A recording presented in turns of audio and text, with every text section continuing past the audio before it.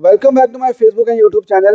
So guys, Spanish super cup का final against real Madrid 5-2 से जीतने के बाद से बार्सिलोना को सेलिब्रेशन का ज़्यादा टाइम नहीं मिला और आज बार्सिलोना को एक और बहुत इम्पोर्टेंट गेम खेलना है अगेंस्ट रियल बेटिस। और इस बार बार्सिलोना को एक और कप कंपटीशन में रियल बेटिस को फेस करना है और ये है कोपा डेल रे।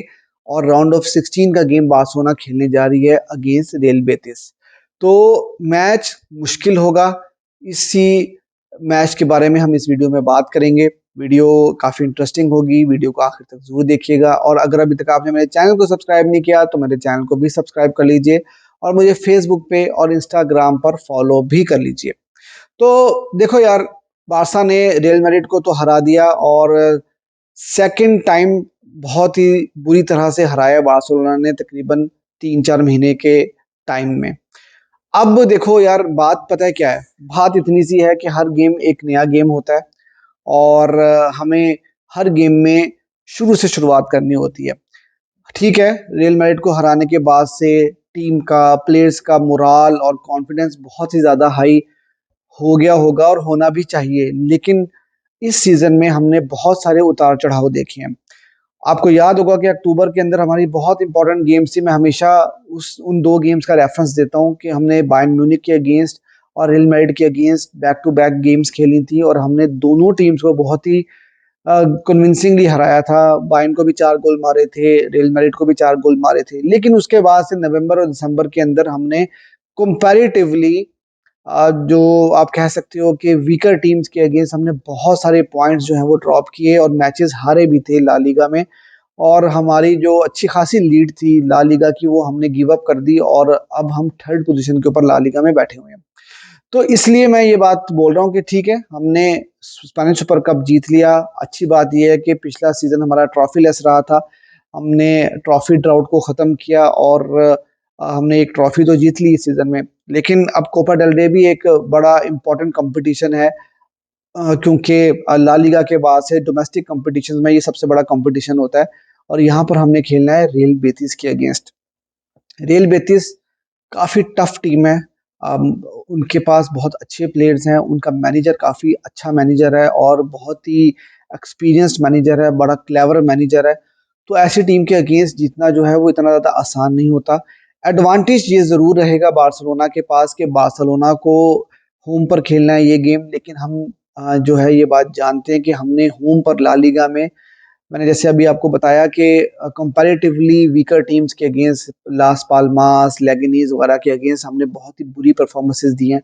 और मैं नहीं चाहता कि हम लोग उन चीज़ों को रिपीट करें और मैं चाहता हूँ कि जिस तरह से हमारा एक अच्छा मैच जो हमने खेला है मैड्रिड के अगेंस्ट, उस मोमेंटम को इस गेम में लेकर चलें और इस गेम को भी बड़े कन्विंसिंगली हम लोग जीतें।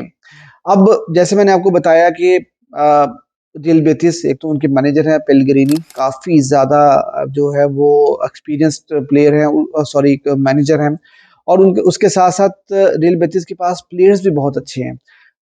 Mark Batra x Barcelona player वहाँ से खेलते हैं, इसको वहाँ से खेल रहे हैं। विक्टर रूके जो कि लोन के ऊपर रियल बेटिस में, वो भी जो है वो अवेलेबल होंगे इस गेम के लिए। तो भैया गेम जो है वो मुश्किल होगी और मैं जो हूँ, क्योंकि मैंने बहुत उतार-चढ़ाव इस सीज़न में देख लिए हैं ऑलरेडी, तो इसलिए मैं बड़ी-बड़ी बातें नहीं करूँगा और मैं यही बात कहूँगा कि यार बार्सिलोना को इस गेम को बड़े अच्छे से अप्रोच करना होगा। एक तो ये चीज़ है कि बार्सिलोना ने ट्रैवलिंग काफ़ी ज़्यादा की है रिसेंटली, क्योंकि वो स्पेन से आए थे सऊदी अरेबिया और यहाँ पर फिर बड़ी 2 मुश्किल गेम्स खेली हैं बार्सिलोना ने बैक टू बैक, बिलबाओ और रियल मैड्रिड के अगेंस्ट। तो फिजिकली प्लेयर्स जो हैं वो मेंटली तो मेरे ख्याल में वो कॉन्फिडेंट होंगे लेकिन फिजिकली एग्जॉस्टेड होंगे। तो वो एक चीज़ जो है मेरे माइंड के अंदर एक नेगेटिव चीज़ जो है वो आ रही है प्लेयर्स को लेकर। तो एक तो चीज़ वो है। उसके अलावा यार देखो, हम ये बात भी अच्छी तरह से जानते हैं कि इनिगो मार्टिनेज जो कि बहुत इंपॉर्टेंट प्लेयर रहे हैं इस सीज़न में हमारे लिए और बार्सिलोना के डिफेंस को वो लीड करते रहे। वो 4 से 5 हफ्ते के लिए बाहर हो गए हैं, इंजर्ड हो गए हैं। तो उनकी कमी भी महसूस हो सकती है।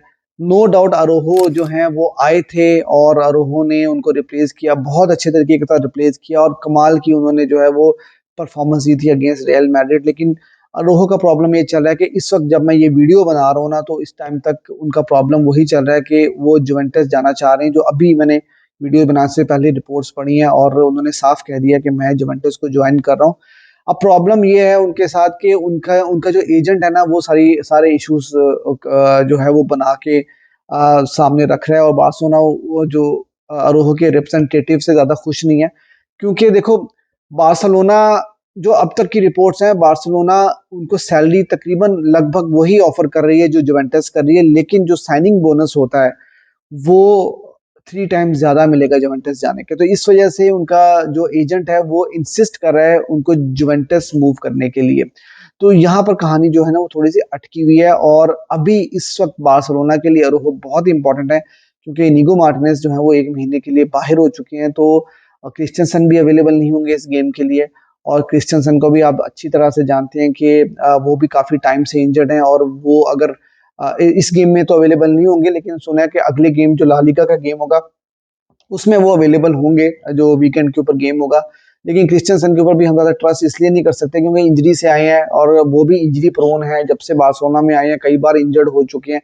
तो अरोहो जिस तरह की परफॉर्मेंस मैड्रिड के अगेंस्ट दे चुके हैं ना, तो मेरा तो माइंड अब यही कह रहा है कि यार अरोहो को रुकना चाहिए। और अरोहो ने जितनी सॉलिड परफॉर्मेंस दी है, तो हमें इस तरह के सॉलिड डिफेंडर की जो है वो ज़रूरत रहेगी। तो अब देखते हैं कि यार रूह का केस क्या बनता है। लेकिन इसके साथ साथ यार जो टीम मुझे समझ में आती है कि आंसू सॉरी फ्लिक खिलाएंगे, उसमें ज़्यादा चेंजेस वो नहीं करेंगे, लगभग वही टीम खेलेगी। एक आपको पता है कि शेजनी अवेलेबल नहीं है इस मैच के लिए, क्योंकि शेजनी वो रेड कार्डेड थे और कोपा डेल रे की गेम के लिए वो अवेलेबल नहीं है। अगर शेजनी होते इस गेम में अवेलेबल, उनको रेड कार्ड ना होता, तो ऑब्वियसली वही स्टार्ट करते, क्योंकि मेरा अपना ख्याल है कि जितनी भी कप गेम्स होंगी उसमें शेजनी को ही खिलाएंगे फ्लिक। लेकिन अभी इनाके पेना ये गेम स्टार्ट करेंगे। आपकी जो डिफेंस होगी वो कुबारसी और अरोहो के ऊपर डिपेंड करेगी। सेंटर बैक्स ये दोनों होंगे, राइट पे कुंदे, लेफ्ट पे बल्दे ही होंगे। और अब मिडफील्ड के अंदर जो है वो कुछ चेंजेस आपको देखने में मिल सकती हैं। हो सकता है कि वहां पर कोई चेंज करें, लेकिन एक चीज तो ये है कि पैड्री और कसाडो का डबल पिवट, मेरा अपना ख्याल है कि जिस तरह की रियल बेटिस की टीम है वहां पर आपको ज्यादा चांसेस नहीं लेने, आपको अपने डबल पिवट में ना कोई चेंज नहीं करना। तो आपको इसी कॉम्बिनेशन के साथ जो है जाना होगा। लामीन यमाल राइट पे स्टार्ट करेंगे, और उसके बाद लेफ्ट के ऊपर होंगे रफीनिया। और अब जो है वो गावी और डैनी ओल्मो में से शायद कोई एक प्लेयर, इन दोनों में से देखते हैं कि किसको फ्लिक जो है वो स्टार्ट कराएंगे।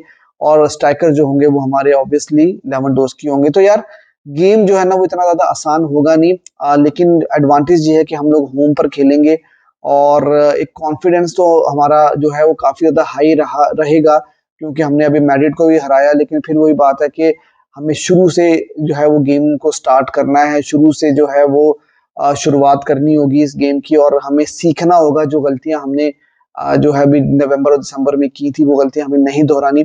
ला लीगा में दोनों टीम्स का जो मैच था वो 2-2 के साथ बराबर हुआ था, और आपको याद होगा कि फ्रैंकी डियोंग ने एक पेनल्टी दे दी थी अगेंस्ट रियल बेटिस, तो जिसकी वजह से जो है वो गेम ड्रॉ हो गया था, और बार्सिलोना को वहां पे 2 पॉइंट ड्रॉप करने पड़े थे। तो रियल बेटिस में इसलिए बोल रहा हूँ कि वो इतनी आसान टीम होगी नहीं, लेकिन समहाउ मैं कॉन्फिडेंट हूँ कि बार्सिलोना जो है इंशाल्लाह ये गेम जीतेगी, और जीतना भी चाहिए बारसा को, क्योंकि बारसा जब आप इतने बड़े-बड़े गेम्स जीत रहे हो सीजन के अंदर, तो आपको अपने उस मोमेंटम को जो है वो आगे लेके चलना होगा, और उस मोमेंटम को यूज करते हुए आपको जो है बाकी के कॉम्पिटिशन्स में भी अच्छा परफॉर्म करना होगा। आई होप ये गेम बार्सिलोना जीते, और मेरी जो प्रेडिक्शन है इस गेम को लेकर वो ये है कि बार्सिलोना ये गेम 3-2 के साथ जीतेगी। आपकी क्या प्रेडिक्शन है मेरे साथ कमेंट सेक्शन में जरूर बताइए, और वीडियो आपको अच्छी लगी तो वीडियो को लाइक भी कर दीजिएगा, और चैनल अगर अभी तक आपने सब्सक्राइब नहीं किया तो मेरे चैनल को सब्सक्राइब करना ना भूलिए।